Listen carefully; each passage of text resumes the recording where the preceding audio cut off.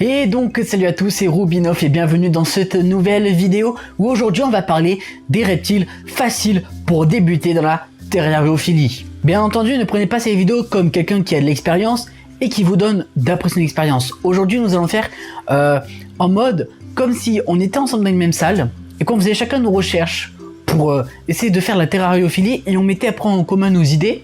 Et aujourd'hui on va vous parler de quelqu'un qui fait ses recherches sans expérience, des reptiles faciles pour débuter d'après les recherches. Donc aujourd'hui on va parler de 2 lézards et de 3 serpents qui sont assez communs et assez faciles pour débuter. Et donc le premier c'est le dragon barbu, plus connu sous le nom de Pogona. Il est originaire d'Australie, il est très sociable et très curieux, il vous reconnaîtra et c'est un des rares reptiles qui apprécie les manipulations. Donc c'est un lézard qui a une nourriture assez variée, granulée, mais aussi des fruits, des légumes et des insectes bien entendu. Donc adulte il fera à peu près 60 cm, il vit à peu près 10 ans et son terrarium minimum, comme dans toutes les vidéos à chaque fois c'est minimum, c'est 120 par 70 par 70. Donc c'est quand même un assez grand terra, mais voilà, il faut prévoir de la place. Pour un premier reptile, c'est sûr que c'est assez grand, mais en vrai, c'est plutôt un reptile assez simple pour démarrer, d'après ce que j'ai vu. Moi, personnellement, c'est pas un reptile qui me donne vraiment envie d'avoir, mais voilà, si vous voulez plutôt partir sur un lézard et vous savez pas sur quoi partir, le Pogona peut faire l'affaire. Et le prochain, c'est le gecko léopard, mais aussi appelé Eublepharis macularius. C'est un des lézards les plus fréquents dans la terrariophilie. Il est beaucoup reproduit, beaucoup voilà, et vraiment vous en trouverez partout. Et il est très esthétique pour les débutants. Il me semble qu'il y a à peu près 300 couleurs différentes, tout ça.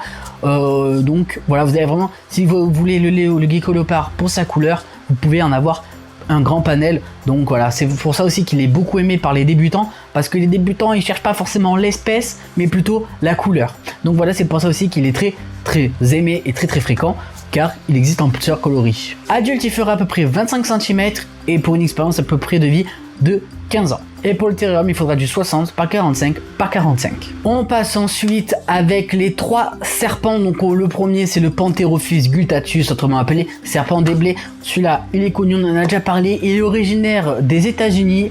Dans la nature, il se nourrit d'oisillons, de souris, tout ça. Et quand vous l'avez à l'élevage, il faut le nourrir de souris et de petits rats. Donc il a été beaucoup reproduit en captivité, donc avec le temps il y a eu des nouveaux coloris qui sont arrivés, avec différentes formes, tout ça, donc vraiment il a lui aussi un très grand choix de panel. Il fera 1,50 m pour à peu près 15 ans d'expérience de vie. Et donc là, la taille du terrarium, c'est vraiment le minimum.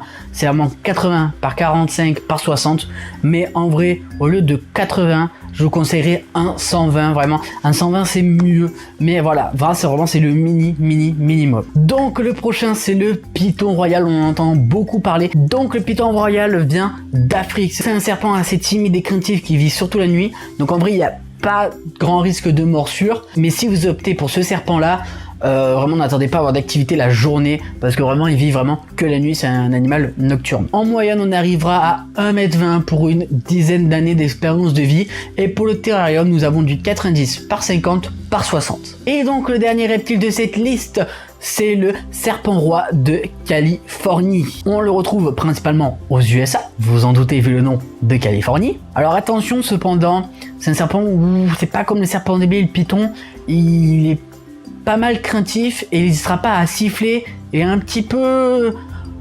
Donc c'est un serpent qui a la morsure un peu plus facile, mais à part ça sinon c'est un serpent assez calme. Donc voilà, c'est juste qu'il est un petit peu craintif, donc quelquefois faut le laisser tranquille et pas forcément tout le temps être sur son dos là, à l'observer, à vouloir le manipuler, ça vraiment c'est laissez-le un peu d'air quand même si vous prenez celui-là. Et pour ce serpent on atteindra entre 1,20 m et 1,30 m pour une expérience de vie de 15 ans. Et pour le terrarium, le minimum recommandé est de 80, 40 par 40. Donc voilà les gars, je vous le redis, c'est pas une vidéo à l'aide d'expérience en mode je sais que tel serpent fait tel truc, c'est plus simple pour commencer ou quoi que ce soit.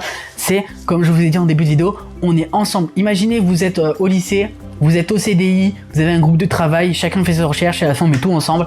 Voilà, là c'est on veut tous les deux commencer la terrariophilie, on fait nos recherches et du coup je vous dis tout ce que j'ai trouvé en recherche, parce que vous savez comment aussi je veux commencer. Je sais que j'ai commencé par les Pantherophis guttatus, vous le savez déjà si vous avez vu une de mes bon, une de mes vidéos, il y a quand même, voilà, au moment où la chaîne a changé. Voilà, donc vous le savez que moi j'ai commencé avec la Pantherophis guttatus. Et donc voilà, on est vraiment en mode, on fait nos recherches ensemble et je vous donne mes conseils de ce que j'ai trouvé. Et donc voilà les gars, pour faire un petit récapitulatif, nous avons le Pogona, le gecko léopard, le serpent des plaies, le python royal et le serpent roi de Californie. Voilà les gars, j'espère que cette petite vidéo vous aura plu. N'hésitez pas à liker, commenter et partager car ça ferait extrêmement plaisir. Mais ce qui fait encore plus plaisir, car c'est ce qui fait vivre la chaîne, c'est que tu t'abonnes en cliquant sur le petit bouton rouge en bas à droite. Donc n'hésite pas à le faire tout de suite maintenant. Moi les gars, ce soir je n'ai plus rien à vous dire, donc je vous dis gare à la morsure, gare aux reptiles et ciao.